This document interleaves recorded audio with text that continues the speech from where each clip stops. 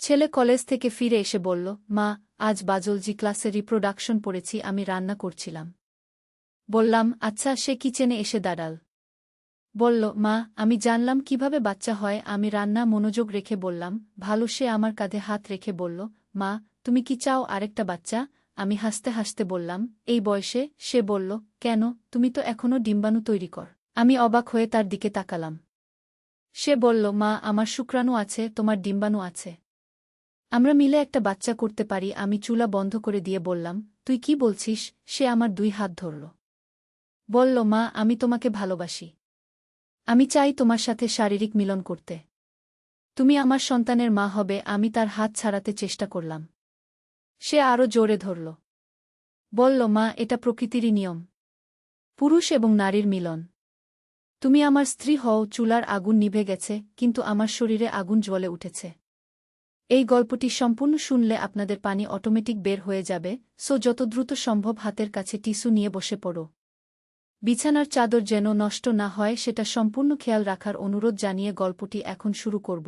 তার আগে সর্বশেষ অনুরোধ, দয়া করে এমন পানি বের করার গল্প নিয়মিত শুনতে আমাদের চ্যানেলটি সকলেই সাবস্ক্রাইব করুন। ধন্যবাদ। হ্যালো বন্ধুরা, আমার নাম মৌসুমী সরকার। আমার বয়স ৩৯ বছর। আমার স্বামীর নাম রফিক সরকার, বয়স ৫২ বছর। আমাদের 2 সন্তান, তৌহিদ আর নীলা। তৌহিদ ২১ বছর বয়সী, ইউনিভার্সিটিতে পড়ে। নীলা ১৪ বছর বয়সী, হাই স্কুলে যায়। আজকের ঘটনাটা শুরু হলো তৌহিদের এই কথাগুলো বলার পর। কিন্তু হঠাৎ করেই আমার মনে পড়ে গেল আমার ছোটবেলার একটা অদ্ভুত স্বপ্নের কথা। স্বপ্নে দেখতাম আমাদের বাড়ির পেছনে একটা গোপন সুড়ঙ্গ আছে। আর সেই সুড়ঙ্গের ভেতর লুকিয়ে আছে আমাদের পূর্বপুরুষদের রেখে যাওয়া অসংখ্য ধনরত্ন। তৌহিদ, তুই কি জানিস আমাদের এই বাড়ির নিচে আসলে কি লুকিয়ে আছে? আমি হঠাৎ করে বললাম। তৌহিদ অবাক হয়ে বলল, মা, তুমি হঠাৎ এসব কি বলছ? আমি তো তোমার সাথে না না, শোন। আমি তোকে একটা গোপন কথা বলি যেটা এই পরিবারে আমি ছাড়া আর কেউ জানে না। আমি তার কথার মাঝেই বলে ফেললাম। তৌহিদ কৌতূহলী হয়ে বসল। কি গোপন কথা, মা? আমাদের এই বাড়িটা আসলে ৩০০ বছরের পুরনো। আর এই বাড়ির নিচে লুকিয়ে আছে মোগল আমলের অসংখ্য স্বর্ণমুদ্রা আর রত্নপাথর। তৌহিদের চোখ বিস্ময়ে বড় হয়ে গেল। সত্যি, মা? তুমি কিভাবে জানো? আমার দাদিমা আমাকে বলেছিলেন। তিনি বলতেন, আমাদের পূর্বপুরুষ নবাব সিরাজউদ্দৌলার একজন বিশ্বস্ত সেনাপতি ছিলেন। পলাশির যুদ্ধের আগে তিনি তার সমস্ত সম্পদ এই বাড়ির নিচে লুকিয়ে রেখেছিলেন। তৌহিদ উত্তেজিত হয়ে বলল, তাহলে আমরা কেন এতদিন খুঁজলাম না? কারণ দাদিমা বলেছিলেন সেই গুপ্তধনের উপর আছে অভিশাপ। যে ব্যক্তি সেই ধন খুঁজতে যাবে তার পরিবারে নেমে আসবে বিপদ। এমন সময় নীলা স্কুল থেকে ফিরে এলো। সে আমাদের গুপ্ত আলোচনা শুনে কৌতূহলী হয়ে বলল, মা, তোমরা কি নিয়ে এত গোপনে কথা বলছ? নীলা, এখানে আয়। তোকেও একটা বিশেষ কথা বলি। আমি তাকে ডাকলাম। নীলা আমাদের কাছে এসে বসল। আমি আবার সেই গুপ্তধনের কাহিনী বললাম। নীলার চোখেও সেই একই কৌতূহল আর উত্তেজনা। মা, কিন্তু অভিশাপ তো শুধু কুসংস্কার। আমরা যদি সাবধানে খুঁজি তাহলে কিছু হবে না। নীলা বলল। হ্যাঁ মা, নীলা ঠিক বলেছে। আমরা একসাথে খুঁজতে পারি। আর যদি সত্যিই কিছু পাই তাহলে আমাদের অর্থনৈতিক সমস্যা দূর হয়ে যাবে। তৌহিদ সমর্থন জানাল। আমি ভাবতে লাগলাম, সত্যিই তো আমাদের অর্থনৈতিক অবস্থা খুব একটা ভালো নয়। রফিকের চাকরিতে মাইনে কম, আর 2 সন্তানের পড়াশোনার খরচ মেটাতে হিমশিম খেতে হয়। ঠিক আছে, কিন্তু আমরা রাতের অন্ধকারে খুঁজব। দিনের বেলায় পাড়া প্রতিবেশীরা দেখে ফেলবে। সেই রাতেই আমরা প্রস্তুতি নিলাম। তৌহিদ কোদাল আর কাঁচি নিয়ে এলো। নীলা টর্চলাইট আর রশি সংগ্রহ করল। আর আমি খাবার, পানি আর প্রাথমিক চিকিৎসার জিনিসপত্র নিলাম। রাত 10টার সময় আমরা 3 জন বাড়ির পেছনের দিকে গেলাম। দাদিমার কথা অনুযায়ী সেই গুপ্তধন লুকানো আছে পুরনো আমগাছের নিচে। আমগাছের গোড়ায় আমরা খোঁড়া শুরু করলাম। প্রায় 2 ফুট খোঁড়ার পর হঠাৎ তৌহিদের কোদালে ধাতব কিছুর আওয়াজ হল। মা, এখানে কিছু একটা আছে, তৌহিদ চিৎকার করে বলল। আমরা 3 জন মিলে আরও সাবধানে খুঁড়তে লাগলাম। একটু পরেই আমরা দেখতে পেলাম একটা পুরনো লোহার সিন্দুক। সিন্দুকটা বেশ ভারী। আমরা 3 জন মিলে সেটা মাটি থেকে তুলে আনলাম। সিন্দুকে একটা পুরনো তালা ছিল, কিন্তু সেটা মরিচায় নষ্ট হয়ে গিয়েছিল। তৌহিদ তালাটা ভেঙে ফেল। সিন্দুক খোলার সাথে সাথেই আমাদের চোখ ধাঁধিয়ে গেল। ভেতরে ছিল অগণিত স্বর্ণমুদ্রা, হীরার গহনা আর মূল্যবান রত্নপাথর। আল্লাহ! এত সম্পদ! নীলা অবাক হয়ে বলল। কিন্তু সিন্দুকের একেবারে নিচের দিকে ছিল একটা পুরনো চামড়ার থলি। সেই থলির ভেতর ছিল একটা হলুদ কাগজ আর একটা অদ্ভুত চাবি। আমি কাগজটা খুলে পড়তে শুরু করলাম। সেখানে পুরনো বাংলায় লেখা ছিল, যে ব্যক্তি এই ধন আবিষ্কার করবে সে হবে নিষাদ রাজার উত্তরাধিকারী। কিন্তু এই সম্পদের সাথে আসে একটি দায়িত্ব। এই চাবি দিয়ে খুলতে হবে নিষাদ প্রাসাদের গোপন কক্ষ। সেখানে রয়েছে এক অমূল্য ঐতিহাসিক দলিল যা রক্ষা করা অত্যন্ত জরুরি। তৌহিদ উৎসাহিত হয়ে বলল, মা, নিষাদ প্রাসাদ তো আমাদের শহর থেকে মাত্র 50 কিলোমিটার দূরে। হ্যাঁ, কিন্তু সেই প্রাসাদ তো এখন পরিত্যক্ত অবস্থায় পড়ে আছে। সেখানে যাওয়া বিপজ্জনক। আমি দ্বিধা প্রকাশ করলাম। নীলা বলল, মা, কিন্তু কাগজে তো লেখা আছে এটা আমাদের দায়িত্ব। আমরা যদি না যাই তাহলে সেই গুরুত্বপূর্ণ দলিল হারিয়ে যেতে পারে। আমি ভাবলাম, মেয়েটা ঠিকই বলেছে। হয়তো এই ধন পাওয়াটাই একটা ইশারা যে আমাদের এই কাজটি করতে হবে। পরের দিন সকালে রফিক অফিসে যাওয়ার পর আমরা 3 জন নিষাদ প্রাসাদের উদ্দেশ্যে রওনা দিলাম। বাসে করে প্রায় 1.5 ঘণ্টা লাগল পৌঁছাতে। নিষাদ প্রাসাদ দেখে আমাদের গা শিউরে উঠল। বিশাল প্রাসাদটা প্রায় ধ্বংসপ্রাপ্ত অবস্থায়। চারদিকে জঙ্গল আর লতাগুল্মে ঢাকা। মা, এই প্রাসাদের ভেতর ঢোকা কি নিরাপদ হবে? নীলা ভয়ে ভয়ে জিজ্ঞেস করল। আমরা সাবধানে যাব। তৌহিদ, তুই আগে আগে থাকিস। নীলা, তুই আমার হাত ধরে থাকিস। প্রাসাদের প্রবেশদ্বার দিয়ে ঢুকতেই একটা ঠান্ডা হাওয়া আমাদের গায়ে লাগল। ভেতরটা অন্ধকার আর স্যাঁতসেঁতে। টর্চের আলো আমরা দেখতে পেলাম দেয়ালে অদ্ভুত সব চিত্রকর্ম। সেই চিত্রগুলো দেখে মনে হচ্ছিল যেন তারা নড়াচড়া করছে। মা, এই ছবিগুলো কেমন জীবন্ত লাগছে! তৌহিদ আশ্চর্য হয়ে বলল। আমরা ধীরে ধীরে প্রাসাদের ভেতরের দিকে এগিয়ে চললাম। বিভিন্ন কক্ষ পেরিয়ে আমরা পৌঁছালাম একটা বিশাল হোলঘরে। সেই হোলঘরের একেবারে শেষ প্রান্তে ছিল একটা ছোট দরজা। দরজায় একটা চাবির ছিদ্র দেখা যাচ্ছিল। মা, এইটাই নিশ্চয়ই সেই গোপন কক্ষ, নীলা উত্তেজনায় বলল। আমি সেই রহস্যময় চাবি বের করে দরজার তালায় লাগালাম। চাবি ঘোরানোর সাথে সাথেই একটা অদ্ভুত আওয়াজ হল। যেন কোনো পুরনো যন্ত্র চালু হয়ে গেছে। দরজা খুলে গেল। ভেতরে আমরা দেখতে পেলাম একটা ছোট কক্ষ। কক্ষের মাঝখানে একটা পাথরের টেবিল। টেবিলের উপর রাখা একটা সোনার কৌটা। আমি কৌটাটা খুললাম। ভেতরে ছিল একটা পুরনো পার্চমেন্ট। পার্চমেন্টে আরবি আর ফার্সি ভাষায় কিছু লেখা। মা, এইটা কি লেখা? তৌহিদ জিজ্ঞেস করল। আমি নিশ্চিত নই, কিন্তু মনে হচ্ছে এটা কোনো ঐতিহাসিক চুক্তিপত্র বা রাজকীয় ফরমান। হঠাৎ করেই কক্ষের ভেতর একটা অদ্ভুত শব্দ হল, যেন কেউ পায়ে হেঁটে আসছে।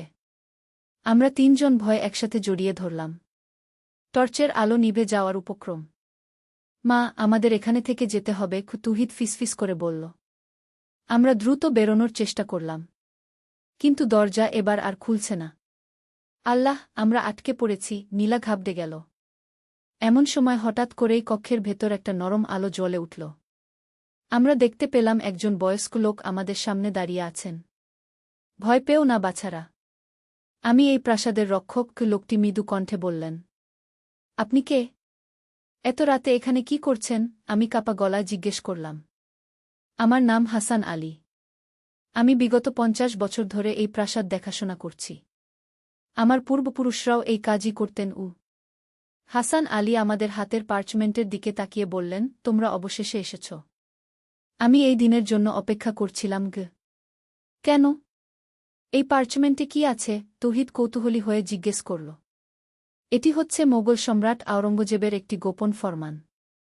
এই ফরমানে বলা আছে যে এই অঞ্চলের যে পরিবার নবাবের সেবায় সবচেয়ে বিশ্বস্ত ছিল, তাদের উত্তরাধিকারীরা এই এলাকার প্রকৃত শাসক। আমি অবিশ্বাসের সাথে বললাম, মানে আমরা? হ্যাঁ, তোমাদের পরিবারই এই অঞ্চলের আসল জমিদার। এই ফরমান সরকারি অফিসে জমা দিলে তোমরা পেয়ে যাবে 1000 একর জমির মালিকানা। নীলা উত্তেজনায় লাফিয়ে উঠল। মানে আমরা এখন জমিদার? হাসান আলী হেসে বললেন, শুধু তাই নয়। এই ফরমানের সাথে আরও একটি বিশেষ তথ্য আছে।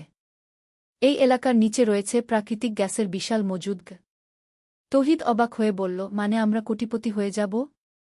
সেটা তো হবেই, কিন্তু আসল কথা হচ্ছে তোমাদের এই দায়িত্ব নিতে হবে যে এই প্রাকৃতিক সম্পদ যেন পরিবেশের ক্ষতি না করে ব্যবহার করা হয়। আমি বুঝতে পারলাম যে এটা শুধু সম্পদ পাওয়ার ব্যাপার নয়, এটা একটা বড় দায়িত্ব। হাসান আলী আমাদের আরও একটা কথা বললেন, কিন্তু সাবধান, এই খবর জানতে পারলে অনেক অসৎ লোক তোমাদের পেছনে লাগবে। তোমাদের খুব সাবধানে কাজ করতে হবে। আমরা সেই রাতেই প্রাসাদ থেকে ফিরে এলাম। সিন্দুকটা আমরা বাড়িতে নিয়ে এসে গোপনে রাখলাম। পরের কয়েকদিন আমরা একজন বিশ্বস্ত আইনজীবীর সাথে যোগাযোগ করলাম। তিনি ফরমানটি পরীক্ষা করে নিশ্চিত করলেন যে এটি সত্যিকারের মোগল আমলের দলিল। কিন্তু আইনি প্রক্রিয়া শুরু করার কয়েকদিন পরেই অদ্ভুত ঘটনা ঘটতে শুরু করল। রাতের বেলা আমাদের বাড়ির চারপাশে অচেনা লোকজন ঘোরাফেরা করতে দেখা যেত। একদিন সকালে আমরা দেখলাম আমাদের বাড়ির গেটে একটা হুমকির চিঠি আটকানো আছে। চিঠিতে লেখা ছিল, সেই ফরমান আমাদের কাছে দিয়ে দাও, না হলে তোমাদের পরিবারের ক্ষতি হবে। তৌহিদ রেগে গিয়ে বলল, মা, আমরা পুলিশে যাব। কিন্তু আমি জানতাম যে এই ধরনের মামলায় পুলিশ সবসময় সাহায্য করতে পারে না। আমাদের নিজেদেরই সমাধান বের করতে হবে। সেই রাতে আমরা পারিবারিক মিটিং করলাম। রফিককেও সব কিছু খুলে বললাম। প্রথমে সে বিশ্বাস করতে পারল না, কিন্তু সিন্দুকের সম্পদ আর ফরমান দেখে সে অবাক হয়ে গেল। মৌসুমী, আমরা একটা বড় সমস্যায় পড়ে গেছি। এই সম্পদের লোভে অনেকেই আমাদের টার্গেট করবে, রফিক চিন্তিত হয়ে বলল। তৌহিদ একটা বুদ্ধি দিল, বাবা, আমাদের একটা পরিকল্পনা করতে হবে। আমরা হাসান আলী কাকার সাথে যোগাযোগ করব। উনি নিশ্চয়ই আমাদের সাহায্য করতে পারবেন। পরের দিন আমরা আবার নিষাদ প্রাসাদে গেলাম। হাসান আলী আমাদের অবস্থা শুনে বললেন, আমি এটাই আশঙ্কা করেছিলাম। এই অঞ্চলে একটা গোপন সংগঠন আছে যারা ঐতিহাসিক সম্পদ চুরি করে বিদেশে পাচার করে। কি তাহলে আমরা কি করব? আমি উদ্বিগ্ন হয়ে জিজ্ঞেস করলাম। হাসান আলী একটা গোপন পরিকল্পনার কথা বললেন। তোমাদের একটা নকল ফরমান তৈরি করতে হবে। আসল ফরমানটা আমরা এখানেই নিরাপদ জায়গায় লুকিয়ে রাখব। আর নকল ফরমান দিয়ে তোমরা আইনি প্রক্রিয়া চালিয়ে যাবে। কিন্তু নকল ফরমান দিয়ে কি কাজ হবে? তৌহিদ সন্দেহ প্রকাশ করল। হবে, কারণ আমার কাছে সেই নকল ফরমান বানানোর সব উপকরণ আছে। আমার দাদা একজন দক্ষ ক্যালিগ্রাফার ছিলেন।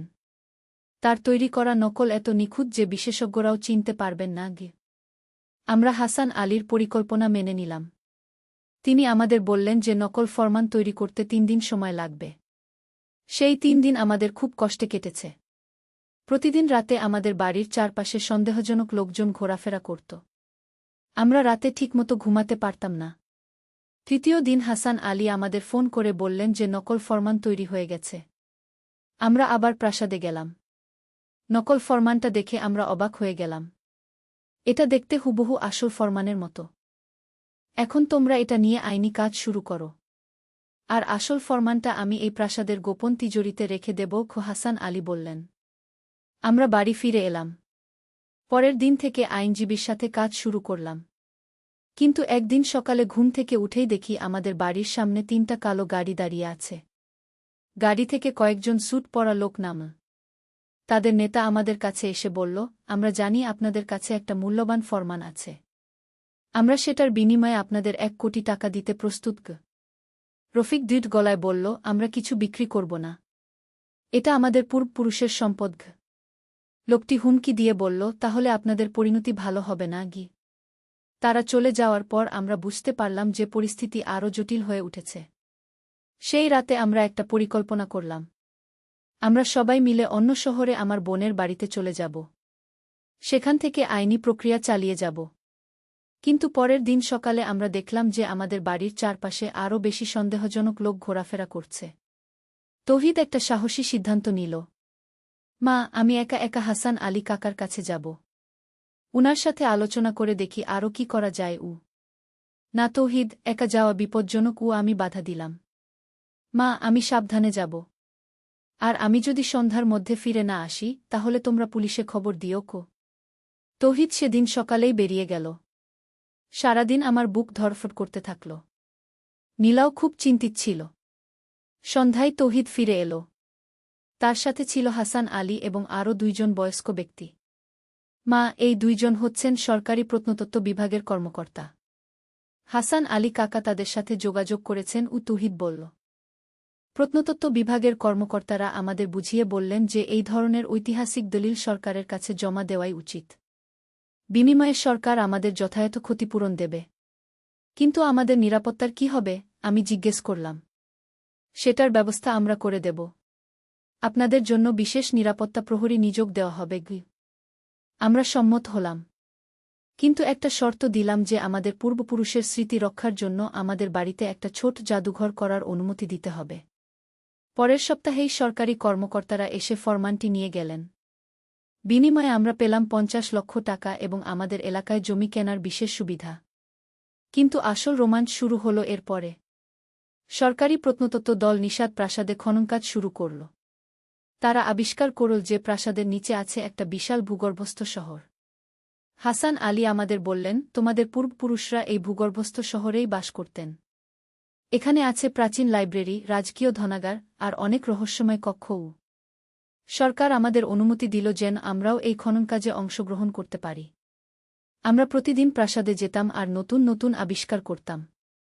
একদিন নীলা একটা গোপন কক্ষে একটা পুরনো বই খুঁজে পেল। সেই বইতে ছিল আমাদের পূর্বপুরুষদের ডায়েরি।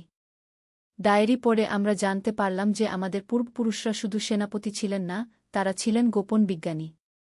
তারা এই ভূগর্ভস্থ শহরে বিভিন্ন রকম বৈজ্ঞানিক গবেষণা করতেন। তৌহিদ উত্তেজিত হয়ে বলল, মা, এই ডায়েরিতে লেখা আছে যে তারা এক ধরনের বিশেষ ওষুধ আবিষ্কার করেছিলেন যেটা যে কোনো রোগ সারিয়ে দিতে পারে। আমরা আরও গভীরে খোঁজাখুঁজি করতে লাগলাম। একদিন প্রাসাদের একেবারে নিচের তলায় আমরা খুঁজে পেলাম একটা গোপন ল্যাবরেটরি। সেই ল্যাবরেটরিতে ছিল অসংখ্য কাচের বোতল, প্রাচীন যন্ত্রপাতি আর রাসায়নিক পদার্থ। দেয়ালে ঝুলানো ছিল বিভিন্ন রকম ঔষধি গাছের ছবি আর তাদের গুণাগুণের বর্ণনা। নীলা একটা বোতল হাতে নিয়ে বলল, মা, এই বোতলে এখনও কিছু তরল পদার্থ আছে। এটা কি হতে পারে? হাসান আলী সাবধানে বোতলটি দেখে বললেন, এটা নিশ্চয়ই সেই বিশেষ ওষুধ যার কথা ডায়েরিতে লেখা আছে। সরকারি বিজ্ঞানীরা এসে সেই ওষুধ পরীক্ষা করলেন। তারা অবাক হয়ে জানালেন যে এই ওষুধে এমন সব উপাদান আছে যা আধুনিক বিজ্ঞানও এখনও আবিষ্কার করতে পারেনি। এই ওষুধ ক্যান্সার, হার্টের রোগ, এমনকি ডায়াবেটিসও সারিয়ে দিতে পারে, একজন বিজ্ঞানী বললেন। আমাদের পরিবার হঠাৎ করেই বিখ্যাত হয়ে গেল। টেলিভিশন, পত্রিকায় আমাদের সংবাদ বের হতে লাগল। বিভিন্ন দেশ থেকে বিজ্ঞানীরা আমাদের কাছে আসতে লাগলেন। কিন্তু এই বিখ্যাতির সাথে সাথে আমাদের উপর আরও বড় চাপ এল। বিভিন্ন ওষুধ কোম্পানি আমাদের কোটি কোটি টাকা দিয়ে সেই ওষুধের ফর্মুলা কিনতে চাইল। তৌহিদ একদিন বলল, মা, আমি মনে করি আমাদের এই ওষুধ বিনামূল্যে দরিদ্র মানুষদের মধ্যে বিতরণ করা উচিত। কিন্তু তৌহিদ, এত টাকা রেখে দিয়ে আমরা বিনামূল্যে দিয়ে দেব? রফিক সন্দেহ প্রকাশ করল। নীলা বলল, বাবা, আমাদের পূর্বপুরুষরা যদি শুধু টাকার জন্য এই ওষুধ বানাতেন তাহলে তারা সেটা বিক্রি করে দিতেন। তারা যে এটা লুকিয়ে রেখেছেন তার মানে তারা চেয়েছিলেন সঠিক সময়ে সঠিক মানুষের হাতে এটা পৌঁছাক। আমি মেয়ের কথা শুনে গর্বিত হলাম। নীলা ঠিক বলেছে। আমরা এই ওষুধ মানবতার সেবায় ব্যবহার করব। আমরা সিদ্ধান্ত নিলাম যে আমাদের বাড়িতে একটা ছোট হাসপাতাল করব। সেখানে দরিদ্র মানুষদের বিনামূল্যে চিকিৎসা দেব। কিন্তু এই সিদ্ধান্তের পর আমাদের উপর আক্রমণ আরও বেড়ে গেল। একদিন রাতে কয়েকজন দুর্বৃত্ত আমাদের বাড়িতে ঢোকার চেষ্টা করল। তৌহিদ সাহসের সাথে তাদের মোকাবেলা করল। সে আগে থেকেই কারাতে শিখেছিল। তার লড়াইয়ের দক্ষতা দেখে দুর্বৃত্তরা পালিয়ে গেল। পরের দিন পুলিশ এসে আমাদের নিরাপত্তার ব্যবস্থা করে দিল। তারা আমাদের বাড়ির চারপাশে টহল দিতে শুরু করল। এরই মধ্যে আমাদের হাসপাতালের কাজ শুরু হয়ে গেল। প্রথম দিনেই ৫০ জন রোগী এসেছিল। আমাদের দেওয়া ওষুধে তাদের অবস্থার উন্নতি হতে লাগল। নীলা স্কুলে তার বন্ধুদের কাছে এই গল্প বলত। তার ক্লাসের সবাই আমাদের বাড়িতে আসতে চাইত। একদিন নীলার এক সহপাঠী মারিয়া আমাদের বাড়িতে এল। তার মা ক্যান্সারে আক্রান্ত। আমরা তাকে আমাদের বিশেষ ওষুধ দিলাম। মাত্র ১ সপ্তাহের মধ্যে মারিয়ার মায়ের অবস্থা অনেক ভালো হয়ে গেল। ডাক্তাররা বলে দিলেন যে তার ক্যান্সার প্রায় সেরে গেছে। এই খবর পুরো এলাকায় ছড়িয়ে গেল। প্রতিদিন শত শত মানুষ আমাদের বাড়িতে আসতে লাগল। কিন্তু একদিন আমরা একটা ভয়ানক তথ্য জানতে পারলাম। সেই আন্তর্জাতিক চোরাকারবারি চক্র আমাদের হাসপাতালে অসুস্থ রোগীর ছদ্মবেশে চর পাঠিয়েছে। তৌহিদ একদিন রাতে আমাকে বলল, মা, আমি লক্ষ্য করেছি যে হাসপাতালে আসা কয়েকজন রোগী আসলে অসুস্থ নয়। তারা আমাদের গতিবিধি পর্যবেক্ষণ করছে। আমরা সিদ্ধান্ত নিলাম যে আমাদের আরও সতর্ক হতে হবে। নীলা একটা বুদ্ধি দিল। মা, আমরা যদি সেই ওষুধের ফর্মুলা মুখস্থ করে ফেলি, তাহলে আমাদের কোনো লিখিত কাগজপত্র রাখতে হবে না গু। এটা খুবই ভালো চিন্তা ছিল। আমরা সবাই মিলে সেই ওষুধের ফর্মুলা মুখস্থ করে ফেললাম। আর সব লিখিত কাগজপত্র হাসান আলীর কাছে নিরাপদ জায়গা রেখে দিলাম। এই পরিকল্পনা অনুযায়ী আমরা কয়েক মাস চালিয়ে গেলাম। আমাদের হাসপাতালের সুনাম চারদিকে ছড়িয়ে গেল। দূর দূরান্ত থেকে মানুষ চিকিৎসার জন্য আসতে লাগল। একদিন একজন বিদেশি ডাক্তার আমাদের কাছে এলেন। তিনি বললেন যে তিনি আমেরিকার হার্ভার্ড মেডিকেল কলেজ থেকে এসেছেন। আমি আপনাদের এই অসাধারণ আবিষ্কার নিয়ে গবেষণা করতে চাই। আমরা আপনাদের সাথে যৌথভাবে একটা গবেষণা প্রতিষ্ঠান গড়ে তুলতে পারি কি তিনি প্রস্তাব দিলেন। আমরা এই প্রস্তাবে রাজি হলাম। কিন্তু শর্ত দিলাম যে সেই গবেষণার সব সুবিধা দরিদ্র মানুষদের পৌঁছাতে হবে। এইভাবে আমাদের পরিবারের একটা ছোট আবিষ্কার পরিণত হল মানবতার সেবায় একটা বিরাট অবদানে। আমরা শুধু ধনী হইনি, আমরা পেয়েছি অসংখ্য মানুষের ভালোবাসা আর আশীর্বাদ। তৌহিদ এখন মেডিকেল কলেজে ভর্তি হয়েছে। সে চায় ডাক্তার হয়ে আমাদের এই কাজ আরও এগিয়ে নিয়ে যেতে। নীলাও বিজ্ঞানের প্রতি খুব আগ্রহী হয়ে উঠেছে। সে আমাদের ল্যাবরেটরিতে বিভিন্ন পরীক্ষা-নিরীক্ষায় সাহায্য করে। রফিক তার চাকরি ছেড়ে দিয়ে আমাদের হাসপাতাল পরিচালনার দায়িত্ব নিয়েছে।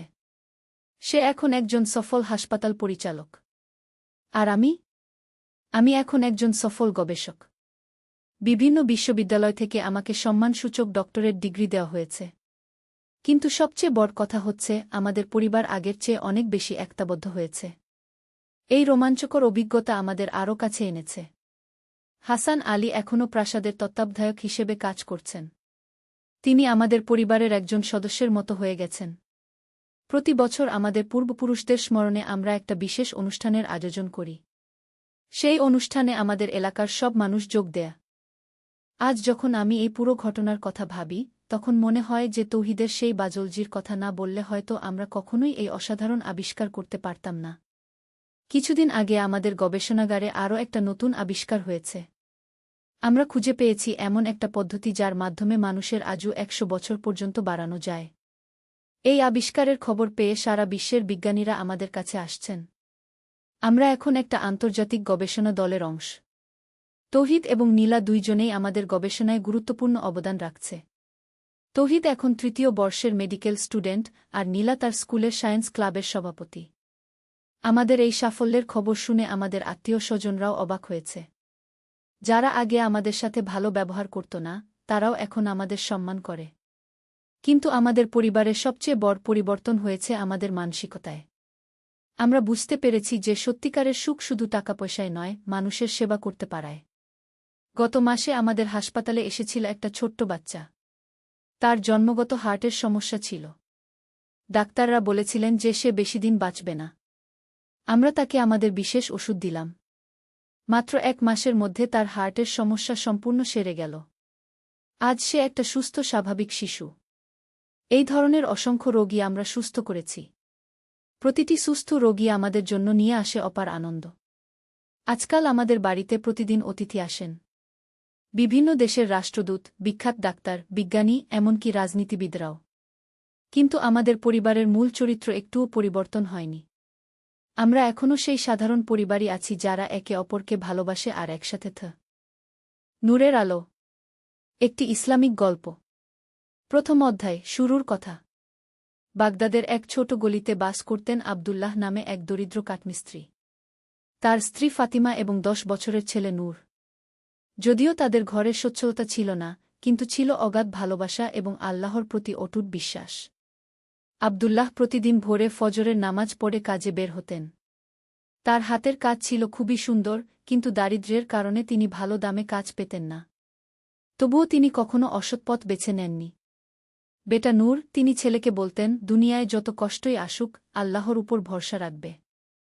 হালাল রুজি করবে, মানুষের উপকার করবে কি। নূর ছিল অত্যন্ত মেধাবী এবং ধার্মিক ছেলে। সে কুরআন শরীফ পড়তে পারত এবং প্রতিদিন 5 ওয়াক্ত নামাজ পড়ত।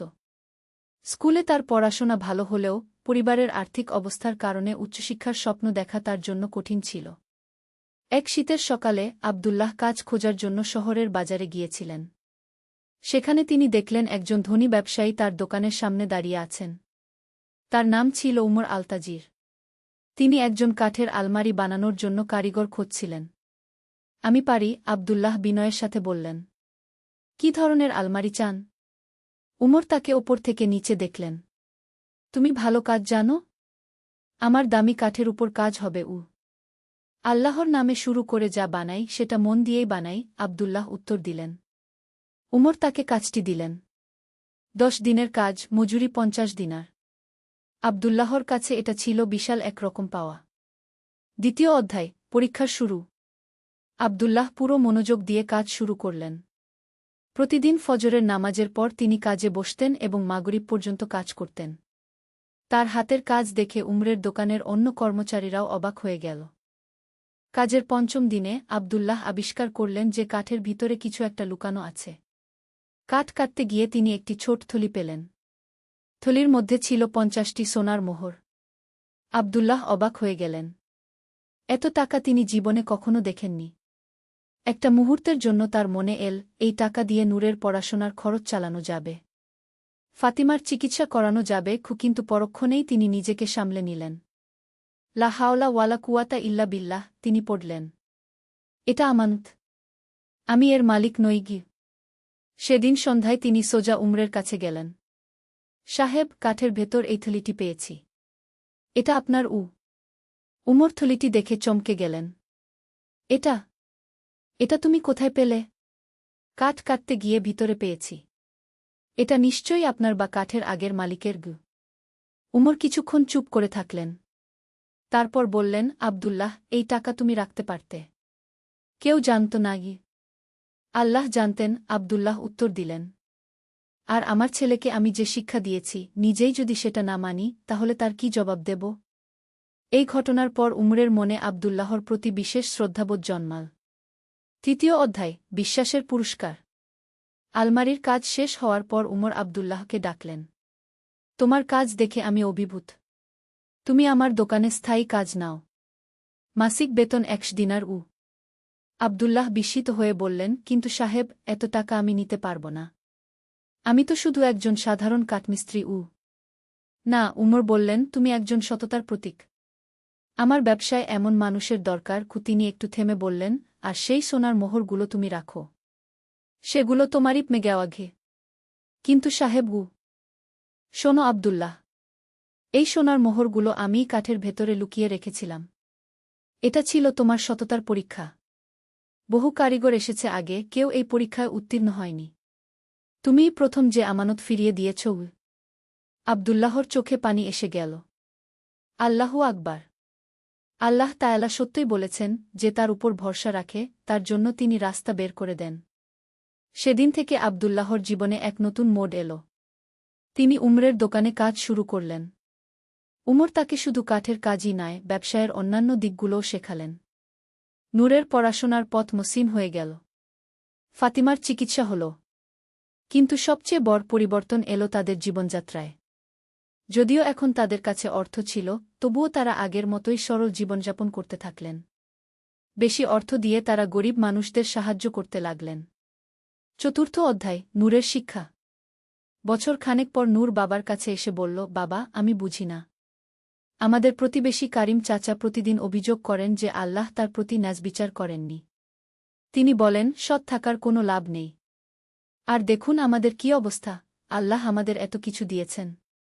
আব্দুল্লাহ ছেলেকে কাছে টেনে নিয়ে বললেন, বেটা, কারিম চাচার সাথে একদিন কথা বলেছি।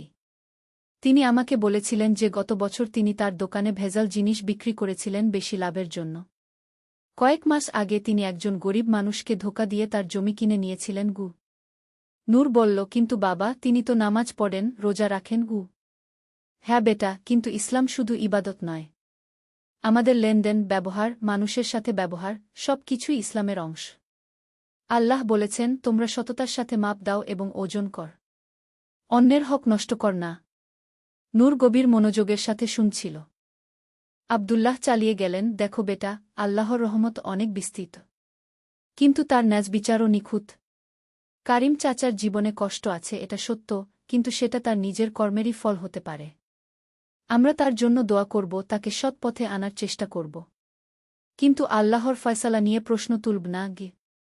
সেদিন সন্ধ্যায় নূর তার বাবার সাথে কারিম চাচার বাড়িতে গেল।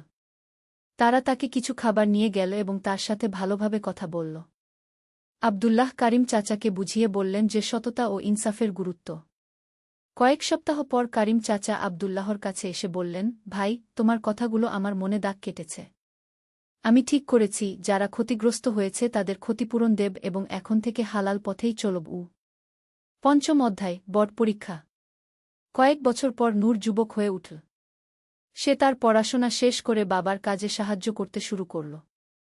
তার বুদ্ধিমত্তা এবং সততার জন্য তিনি দ্রুত প্রসিদ্ধ হয়ে উঠলেন। এ সময় শহরে এক বিরাট দুর্ভিক্ষ দেখা দিল। শস্যের দাম আকাশ ছোঁয়া। গরিব মানুষেরা খেতে পাচ্ছিল না। অনেক ব্যবসায়ী এই সুযোগে আরও দাম বাড়িয়ে দিল। কালোবাজারি শুরু হল। উমর তার দোকানে প্রচুর গম মজুত করে রেখেছিলেন। তিনি আব্দুল্লাহকে বললেন, আব্দুল্লাহ, এখন গমের দাম অনেক বেড়েছে। আমরা চাইলে ৩ গুণ লাভ করতে পারি। আব্দুল্লাহ বললেন, সাহেব, এটা ঠিক হবে না। মানুষ না খেয়ে মরছে আর আমরা লাভ করব? কিন্তু এটাই তো ব্যবসা, উমর বললেন। চাহিদা বেশি, যোগান কম, তাই দাম বেশি। নূর তার বাবার পাশে দাঁড়িয়ে বলল, চাচাজি, রাসূল শাহ বলেছেন, যে ব্যক্তি ৪০ দিন খাদ্য মজুত করে রাখে মানুষের দুর্দশার সময়, সে আল্লাহ ও তার রাসূলের সাথে সম্পর্ক ছিন্ন করল। উমর কিছুক্ষণ চুপ করে রইলেন। তারপর বললেন, তাহলে আমাদের কি করা উচিত? আব্দুল্লাহ বললেন, আমাদের গম যদি ন্যায্য দামে বিক্রি করি, অন্তত মানুষ খেতে পাবে। আল্লাহ আমাদের রিজিক নির্ধারণ করে রেখেছেন। অন্যায় লাভের দরকার নেই। উমর মাথা নেড়ে বললেন, ঠিক আছে। কিন্তু আমার অন্য অংশীদাররা এতে রাজি হবে না। তাহলে আমি আমার অংশের গম নিয়ে নিব, আব্দুল্লাহ বললেন। উমর একটু ভেবে বললেন, না আব্দুল্লাহ, তুমি আমার চোখ খুলে দিয়েছ। আমি সব গম ন্যায্য দামে বিক্রি করব। বরং কিছু অংশ বিনামূল্যে বিতরণ করব গরিবদের মধ্যে।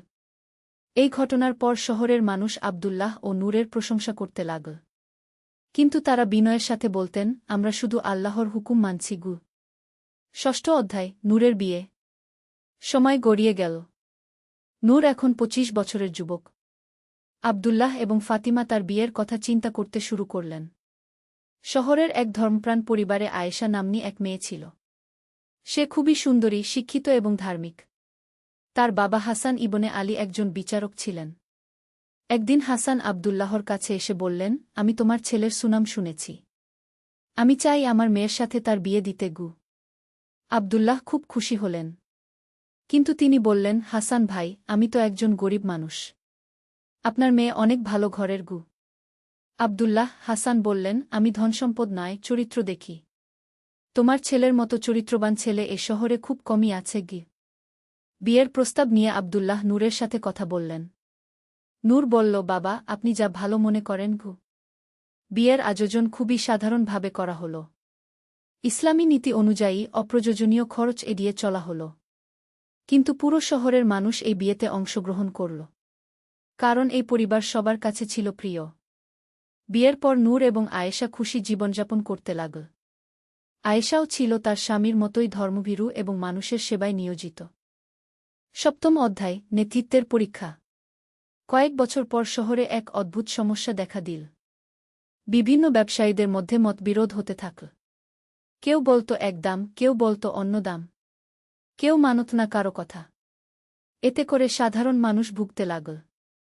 শহরের প্রবীণরা একদিন মিলিত হয়ে সিদ্ধান্ত নিলেন যে একজন সৎ এবং বিচক্ষণ ব্যক্তিকে বাজারের তদারকির দায়িত্ব দিতে হবে। সবার নাম উঠল নূরের।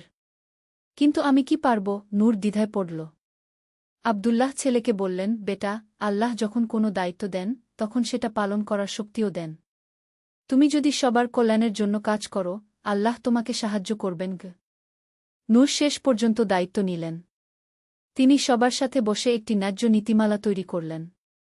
যে নীতি অনুসরণ করলে কেউ ঠকবে না, আবার ব্যবসায়ীরাও ন্যায্য লাভ করতে পারবে। কিন্তু কিছু অসৎ ব্যবসায়ী এই নিয়মে খুশি হল না। তারা নূরের বিরুদ্ধে ষড়যন্ত্র করতে শুরু করল। একদিন তারা নূরের কাছে এসে বলল, নূর, তুমি যদি আমাদের সাথে যোগ দাও, আমরা তোমাকে অনেক টাকা দেব। তুমি চোখ বন্ধ করে রাখবে আমাদের কাজে। নূর দৃঢ়ভাবে বলল, আমি আল্লাহর ভয়ে এই দায়িত্ব নিয়েছি। আমি কারো অন্যায়ে সাহায্য করব না। এরপর তারা হুমকি দিতে শুরু করল। কিন্তু নূর বিচলিত হল না। তিনি তার কাজ চালিয়ে গেলেন। অষ্টম অধ্যায়, বিপদ এবং সবর। একদিন রাতে নূর ঘরে ফিরছিল। পথে কয়েকজন মুখোশধারী তাকে আক্রমণ করল। তারা তাকে মারধর করে বলল, আমাদের কাজে বাধা দেওয়া বন্ধ করো। নূর আহত অবস্থায় বাড়ি পৌঁছ। আয়েশা এবং আব্দুল্লাহ খুব চিন্তিত হয়ে পড়লেন। বেটা, তুমি এই দায়িত্ব ছেড়ে দাও, আব্দুল্লাহ বললেন। তোমার জীবনের ঝুঁকি নিয়ে কাজ করার দরকার নেই গি। কিন্তু নূর বলল, বাবা, আমি যদি ভয় পেয়ে পিছিয়ে যাই তাহলে ন্যায়ের কি হবে? মানুষ কি করবে? আয়েশা ছোট্ট করে বলল, আমি তোমার পাশে আছি। যা ঠিক সেটাই করো। পরদিন নূর আবার কাজে গেল। তার শরীরে ব্যথা, কিন্তু মনে দৃঢ়তা। এই ঘটনার কয়েকদিন পর একটি অদ্ভুত ব্যাপার ঘটল। অসৎ ব্যবসায়ীদের মধ্যে একজন, যার নাম জাকির, নূরের কাছে এসে ক্ষমা চাইল। নূর ভাই, সে বলল, আমি অনুতপ্ত। আমার ছোট ছেলে গত সপ্তাহে অসুস্থ হয়েছিল। ডাক্তারের কাছে নিয়ে যাওয়াট